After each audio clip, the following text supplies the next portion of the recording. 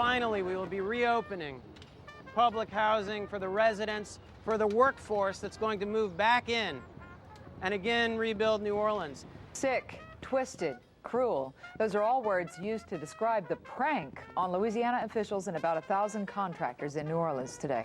I'm Deputy Assistant Secretary of the assistant, essentially, of Secretary Alphonso Jackson. Renee Oswin can't get his title right or his relationship to HUD Secretary Alphonso Jackson. After taking the mayor for a ride, these contractors followed him to a makeshift ribbon cutting at the Lafitte Housing Project. Mr. Oswin, you're not even on the directory of HUD. You're not even listed. You don't even have a phone number. It's come to that, has it? It's come to that. Well, thanks for being the one to break the news. HANO, the Housing Authority of New Orleans, says this is simply a cruel, cruel joke, trying to give people some kind of fake hope that they were going to be able to move back. It is terribly sad that someone would perpetuate such a cruel hoax and play on the fears and anxieties of families who are desperate to return to their homes. We just had it confirmed from HUD that he's not actually an employee of HUD. This is all a big hoax, this whole ceremony here, this whole press conference. But I guess it's just to call their hand. It's just to call their hand. I respect this host because maybe it'll take a host like this to bring them out here to see what we going through. So it's a host what it be, a host is what we got. And I ain't mad. I'm going to eat me some barbecue.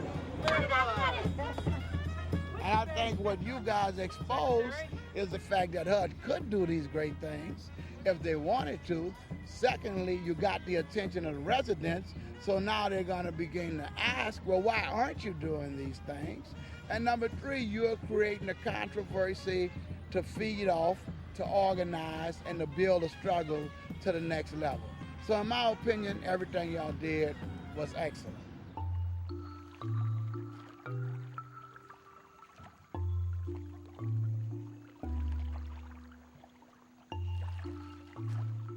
It had all been worthwhile.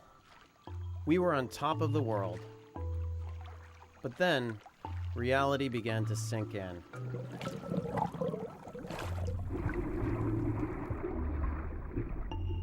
We'd made a splash, but we hadn't fixed the world. The free market was still destroying New Orleans. All over the world, people were losing their homes. Climate change kept getting worse. And in Bhopal, people continued to suffer.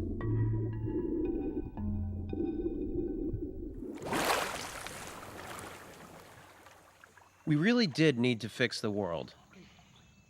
But it was going to take more than two guys with cheap suits and fake websites. It would take millions of us.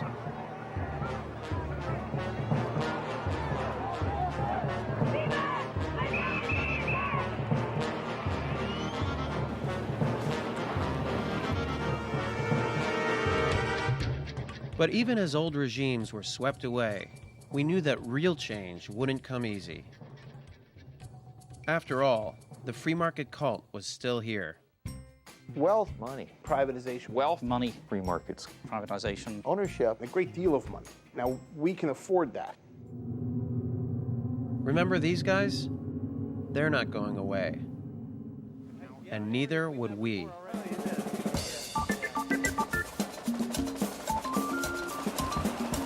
We needed a really ambitious plan, because all we ever read in the newspapers was how we needed to put everything back on track, back to how it was before it fell apart. But how it was the problem. We needed to show what real change could look like. So together with a whole lot of friends, we would blanket Manhattan with 100,000 copies of our very own newspaper. We'd call it the New York Times. Except our New York Times would be a little bit different. Ours would be set 6 months in the future. It would show what could happen if we set our imagination free.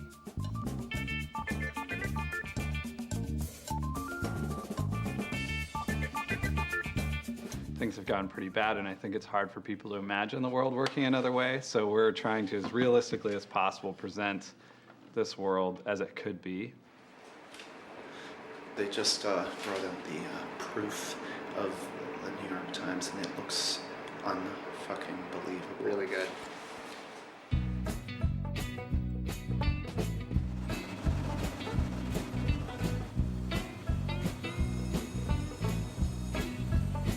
The obvious question, how the heck did you do it? Andy, you want to start? How long were you working on this thing, and how many of you? Well, there were a lot of us. It wasn't just the Yes Men, it was a large group of people. We were just one of many groups.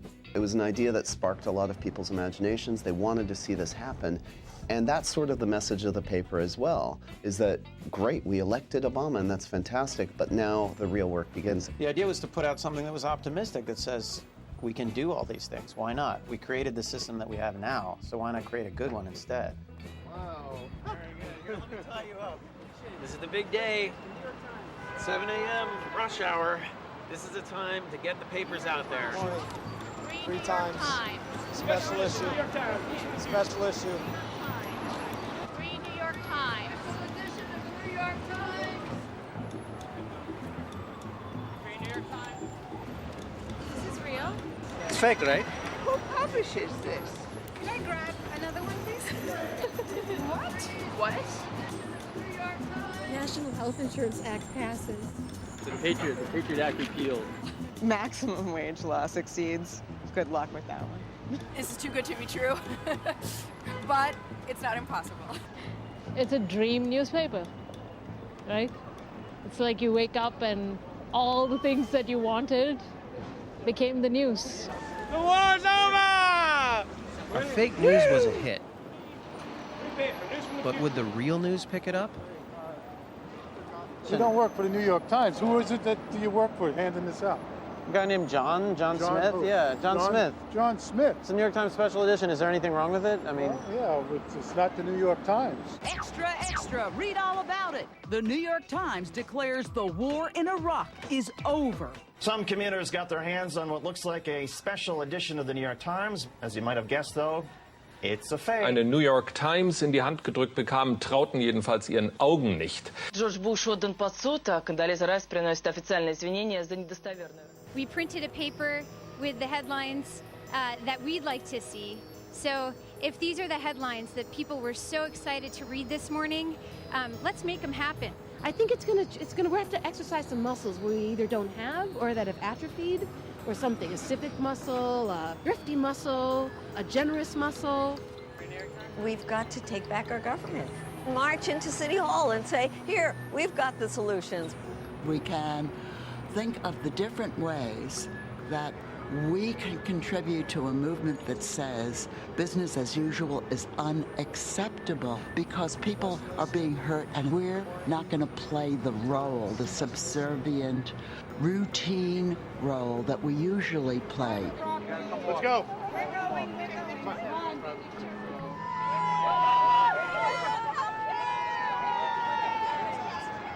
Make change happen. Put your effort on the line to make something happen.